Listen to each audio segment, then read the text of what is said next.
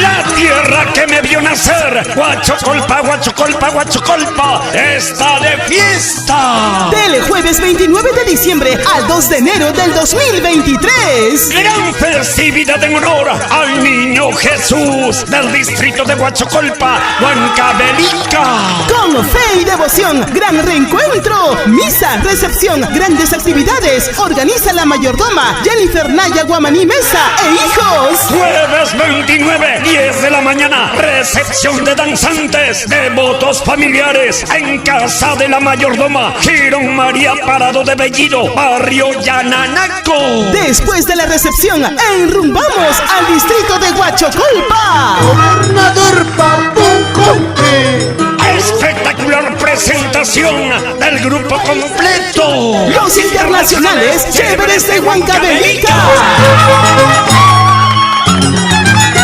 Domingo 1 y lunes 2 de enero, gran atipanaco y de danzantes de tijeras al rojo vivo. ¡Sangre! ¡Coraje! ¡Magia! ¡Acrobacia! El internacional infernal Rey Orofi. Chichi, chichi para. Bellas malditas sanguinarias, Warmi danza, Lima Suma,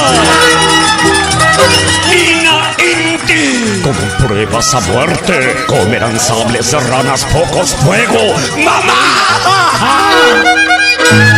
Marco musical, arpa, José Luis Belito, Edgar Belito. En el violín, Yoser Yuyak, Esmite Ramón. Animación, Ricardo Requena, coplero Rodolfo Lizana. Alegres y jocosos, los abuelitos Chiscamacho. Espectacular sonido, escenario estelar para presentar al triunfador. Si no te vas, mi amor, ¿yo qué puedo hacer? El internacional Papicha Corazón. El 29 de diciembre al 2 de enero, ¿a dónde nos vamos?